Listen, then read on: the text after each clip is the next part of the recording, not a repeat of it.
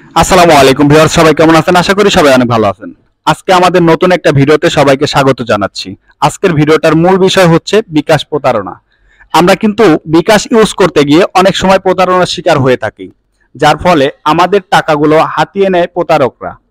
বিভিন্ন প্রলোভন দেখিয়ে বা বিভিন্ন লোভ দেখিয়ে আমাদের বিকাশ থেকে টাকা নিয়ে যায় প্রতারক চক্র।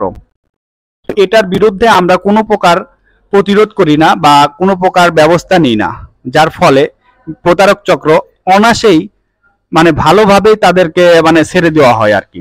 তো আমরা এটার বিরুদ্ধে কিভাবে কোথায় গেলে পারে এটার প্রতিরোধ করতে পারবো, তো এই বিষয়টা নিয়ে আজকের ভিডিও আলোচনা করব। তো চলুন শুরু করি আজকের ভিডিওর মূল বিষয়।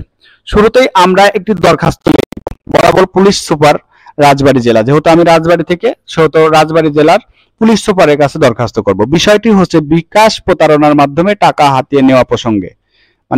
আমার বিকাশের থেকে টাকা হাতিয়ে নিয়েছে, যার ফলে আমি বিকাশ প্রতারণার মাধ্যমে টাকা হাতিয়ে নেওয়া প্রসঙ্গে আবেদন করব।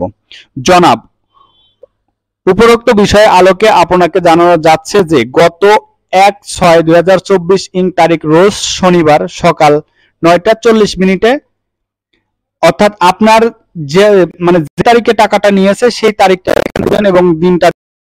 আপনার ওই ফোন থেকে কোন কোন নাম্বারে টাকাটা মেরেছে সেই নাম্বারটা এখানে লিখে দেবেন।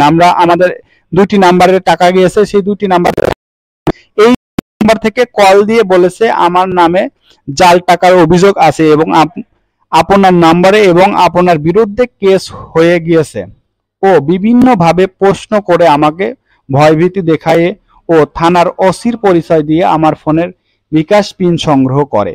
বিকাশ থেকে মূল টাকা 7,629 টাকা এবং বিকাশ থেকে লোন করে 5,000 টাকা।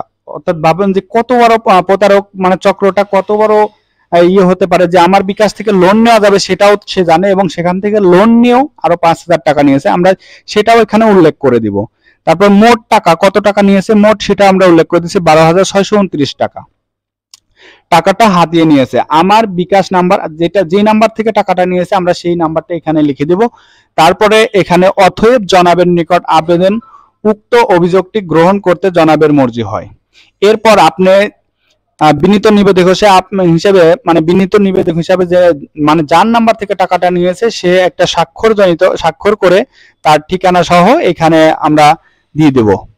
তো এই ছিল আজকের ভিডিওটা। আশা করি সবার ভালো লেগেছে, আর যদি ভালো লেগে থাকে তাহলে অবশ্যই আমাদের চ্যানেলটি সাবস্ক্রাইব করে আমাদের সাথে থাকবেন। ধন্যবাদ।